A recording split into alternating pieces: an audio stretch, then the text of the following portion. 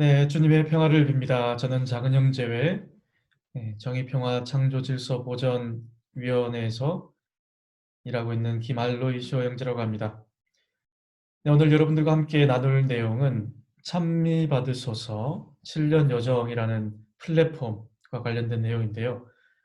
네, 우리 그리스도교 신자들뿐만 아니라 많은 종교인들, 일반인들까지도 프란스코 교황님께서 쓰신 회칙 찬미 받으소서가 반포된 지 2020년도 5년이 되는 해입니다. 그래서 지난해 2020년 5월 24일부터 2021년 올해 5월 24일까지 찬미 받으소서 기념의 해를 보내고 있습니다. 네, 찬미 받으소서 기념의 해가 끝나는 2021년 5월 24일부터 다시 7년 동안의 여정을 시작해보자라고 교황님께서 말씀을 하셨습니다. 그 내용이 바로 찬미 받으소서 7년 여정 플랫폼이라는 내용인데요. 네, 이 내용에 대해서 천천히 살펴보도록 하겠습니다. 네, 먼저 함께 살펴볼 내용의 순서는 기후위기 시대에 대해서 간략하게 좀 말씀을 드리고, 그리고 프란스코 교황님의 메시지를 이어받아서 각 지역 교회인 한국천주교회에서도 7년 여정을 계획하고 있습니다. 네, 그리고 우리의 수도회가 속해 있는 프란스칸 가족 봉사자 협의회 우리 수도회의 7년 여정도 한번 살펴보고, 그리고 어떠한 주변 기관들과 협력을 해야 되는지 살펴본 다음에 참고 자료, 주요한 내용들 여러분들 살펴보실 좋은 내용들 몇 가지 소개시켜 드리겠습니다. 그리고 마지막으로 프란스칸 가족 봉사자 협의회의 결정 내용에 대해서도 정리해서 말씀을 드리겠습니다.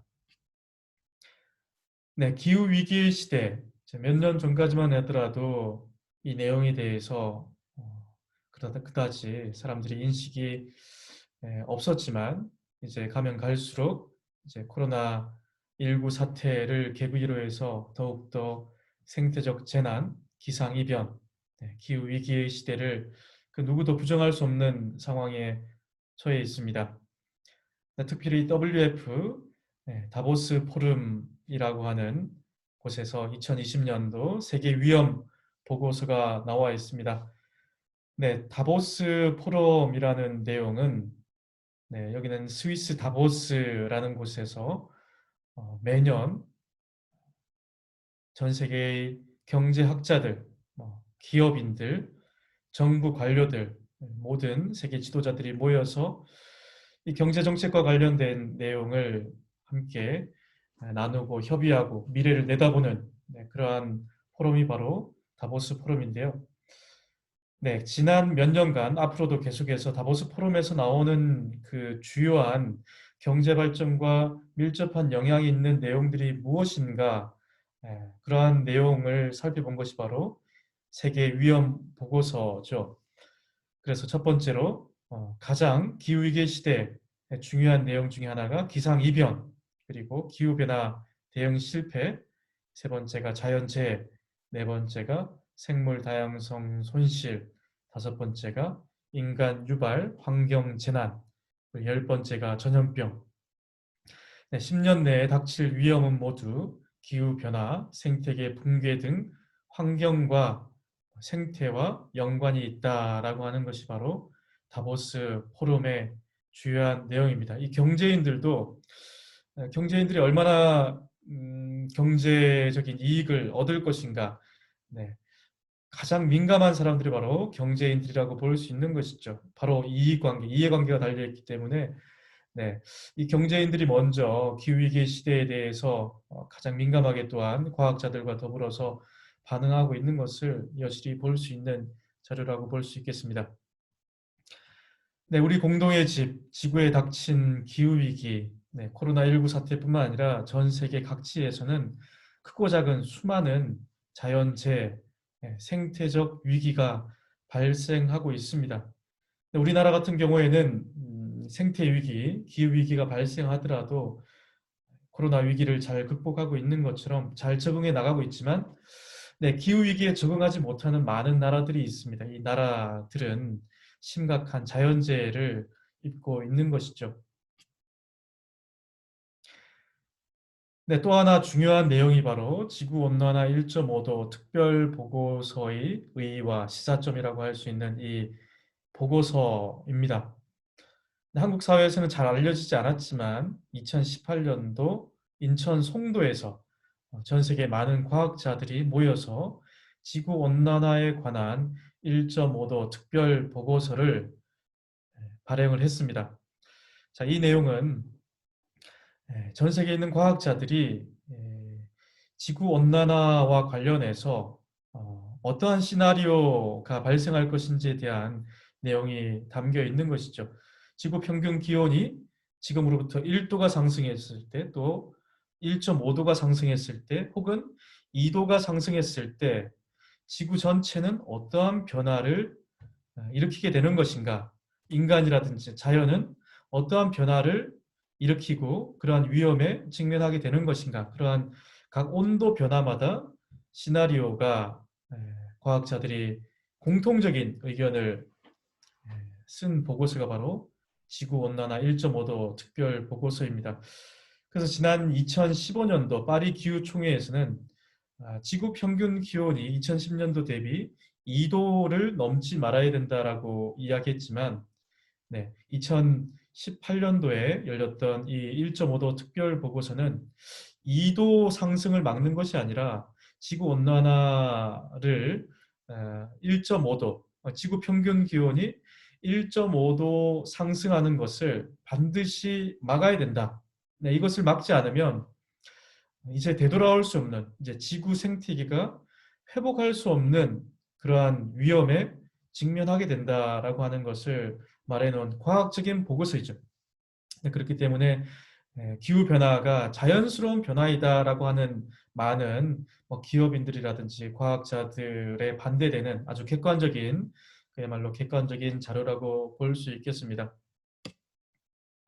이 자료의 내용을 너무 방대하기 때문에 설명을 드리진 못하겠지만, 지금 이 표에서도 보시다시피 1.5도 왼쪽 세로로 나와 있는 축에 나와 있는 내용을 보게 되면 이 온도가 나와 있습니다. 그리고 가로축에 보면 각 연도별로 나와 있죠. 그래서 지구 평균 기온이 1.5도 되는 시기가 언제인지 잘 나타내고 있습니다. 파란색 그래프 기울기를 보시면 지금 인류가 계속해서 이산화탄소를 배출하고 있는 그러한 양의 속도를 잘 기울기로서 잘 표현해내고 있습니다. 그래서 2020년도 벌써 지금은 2010년도 대비 지구 평균 기온이 1도가 올랐습니다. 산업화 대비죠. 산업화를 하고 난 다음에 인류가 100년 동안 1도가 지구 평균 기온이 상승했기 때문에 이제 2030년 혹은 2040년, 2050년도에 1.5도가 상승하게 된다. 자, 이것을 막으려면 어떻게 해야 되는 것인가? 여기에 대해서 우리가 질문을 던져볼 수 있겠습니다. 향후 10년 내에 탄소 배출량을 반으로 줄이는 등 획기적인 변화 없이는 돌이킬 수 없는 상황이 올 것이다 라고 기후변화에 관한 전 세계 총회에서 이야기하고 있습니다. 특별히 지구온난화 1.5도 특별 보고서 내용을 보게 되면 지구 생태 용량의 한계는 온실가스 4,200억 톤을 우리가 한계치를 가지고 있다라고 하는 내용입니다.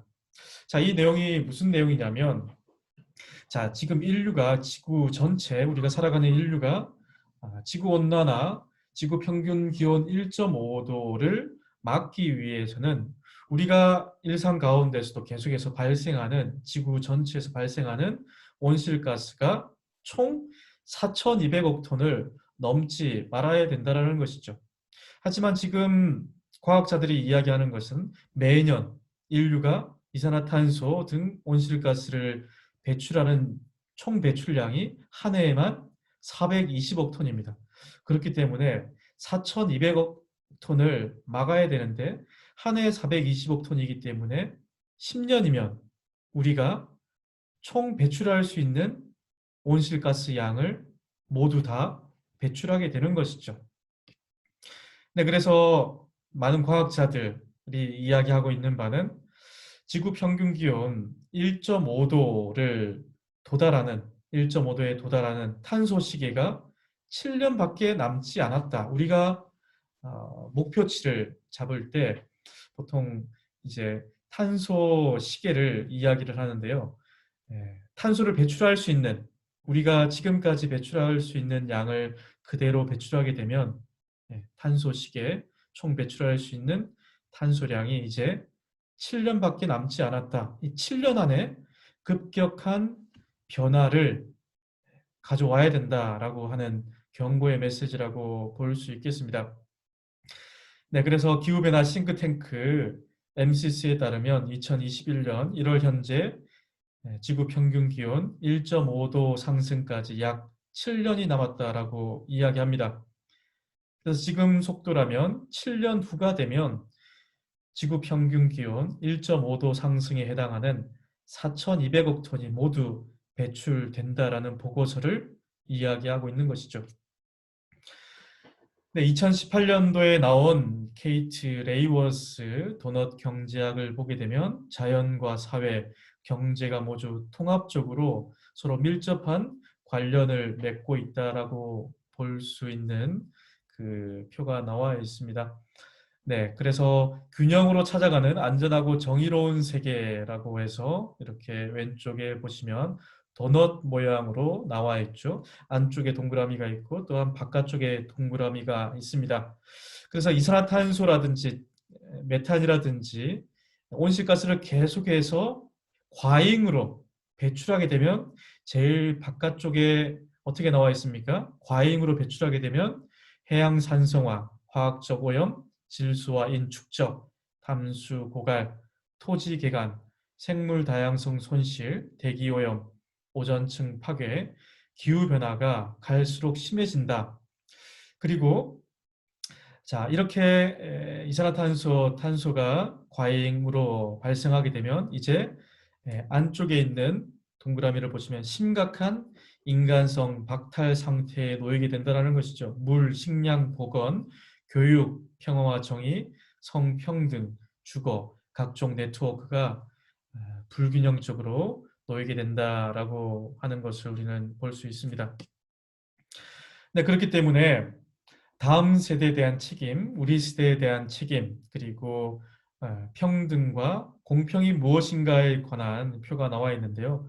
왼쪽 화살표를 보시면 이제 왼쪽의 화살표는 탄소 배출 양을 이제 아래로 줄여야 된다라고 하는 것이죠. 아래로 계속해서 탄소 배출량을 줄여야 된다라고 하는 것이고 오른쪽에 나와 있는 노란색 화살표는 리실리언스라고 해서 회복력이죠. 회복력을 계속해서 지구 생태계, 인간이라든지 자연 모두가 회복할 수 있는 이 회복력이 되게 중요합니다. 그래서 회복할 수 있는 지금까지 많이 인간들의 그러한 욕망이나 욕심으로 인해서 생태계가 파괴되었다면 이 생태계가 파괴된 지점까지만 우리가 파괴한 것을 인정하고 다시 회복할 수 있도록 계속해서 우리가 노력을 해야 된다라고 하는 것이죠. 그래서 동그라미 안에 보시면 다음 세대에 대한 책임과 우리 세대에 대한 책임이 나와 있습니다.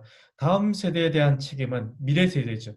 미티게이션, 영어로 미티게이션, 감소시킨다라고 하는 이야기입니다. 그래서 지금 우리가 사용하고 있는 온실가스를 계속해서 감소시켜야지만이 미래 세대에게 좋은 자연 환경을 물려줄 수 있다. 그리고 어답테이션이라고 해서 적응이라는 이야기죠. 지금 우리가 미래 세대뿐만 아니라 지금 우리가 배출하고 있는 탄소, 이산화탄소, 자동차, 고기를 많이 먹음으로써 여러 가지 이런 잘 사는 나라들에 의해서 수많은 온실가스가 배출되면서 지금 현재에도 기후 변화로 인해서 피해를 입고 있는 사람들이 너무나 많이 있습니다. 그렇기 때문에 지금 살아가고 있는 이 현 세대 사람들이 잘 이 시대를 적응할 수 있는 우리 세대에 대한 책임이 필요하다라는 이야기가 되겠습니다. 그래서 우리 모두가 잘 서포트해서 경제라든지 같이 협력해 나갈 수 있는 기술적인 전환도 가져와야 된다라고 하는 것이 여기에 나와 있는 표라고 볼 수 있겠습니다. 네, 한국의 기후변화 대응표가 나와 있습니다. CCPI 2020년도 결과에 따르면 자, 우리나라는 기후변화 대응을 잘하고 있을까요? 질문을 던져볼 수 있는 것이죠. 네, 코로나19 상황에 대해서는 우리나라가 K방역 아주 잘 다른 나라하고 비교할 수 없을 정도로 잘 대응해 나가고 있지만 기후변화에 관해서는 꼴찌나 다름없다라고 볼 수 있겠습니다. 네, 표에도 나와 있듯이 지금 우리나라가 몇 위에 나와 있습니까? 58위입니다. 58위. 자, 기후 악당 국가, 좀 심한 표현이긴 하지만 기후변화에 전혀 관심이 없는 나라가 4개의 나라가 있습니다. 첫 번째가 사우디아라비아.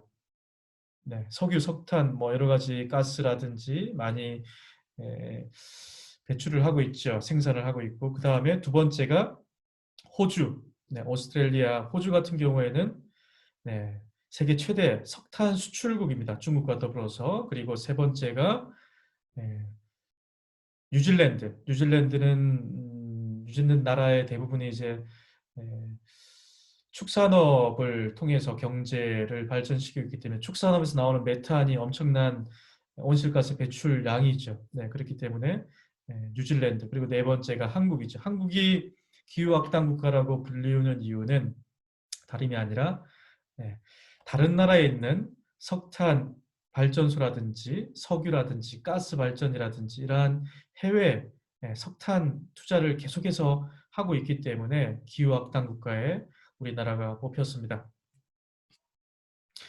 네, 그래서 프란스코 교황님은 이러한 자연재해라든지 생태적 파괴 상황에서 2015년도 찬미받으소 회칙을 반포를 하셨습니다. 5월 24일.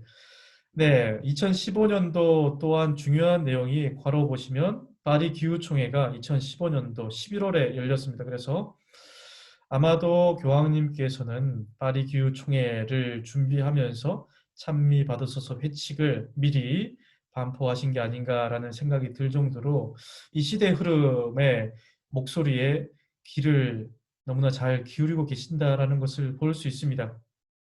네, 그리고 2020년도 5월 24일이죠. 찬미받으소서 회칙 반포 5주년 기념의 해를 맞이하고 있습니다. 2020년도 5월 24일부터 2021년도 5월 24일까지 찬미받으소서 회칙 반포 5주년 기념의 해를 전 세계가 보내고 있습니다. 그리고 2021년도 찬미받으소서 행동 7년 플랫폼을 시작을 합니다. 네, 5월 24일부터 각 지역 교회가 모두 네, 이제 중장기적인 우리가 앞서 설명드렸다시피 탄소 시계, 네, 인류가 발생할 수 있는 탄소량이 이제 7년밖에 남지 않았다라고 말씀을 드렸는데요. 네, 그러한 의미인지 모르겠지만 우리 교회에서도 아주 7년이라는 창조 시기의 중요한 내용을 담아서 각 공동체, 지역 교회, 교구, 수도회, 병원, 시설 모두가 각 공동체마다 7년 여정을 계획을 세우라고 하는 교황님의 아주 간절한 촉구라고 볼 수 있습니다. 그래서 상호 의존은 우리에게 공동 계획을 가진 하나의 세상을 생각하지 않을 수 없게 합니다라고 이야기하셨습니다. 한국 천주교회의 대응으로 첫 번째 기후위기 비상사태 한국 천주교 주교단 성명서를 2020년도 5월 8일 날 발표했습니다. 그리고 찬미받으소서 5주년 기념주간을 2020년도 5월 16일부터 24일까지 지냈습니다. 그리고 세 번째로 한국 천주교 추계 주교회의에서 특별 사목교소 및 실천 지침을 2020년도 10월 16일 날 발표했습니다. 그리고 2021년부터 시작해서 청주교구, 의정부교구, 그리고 서울교구 등 많은 교구에서 이제 7년 계획을 선포할 예정입니다.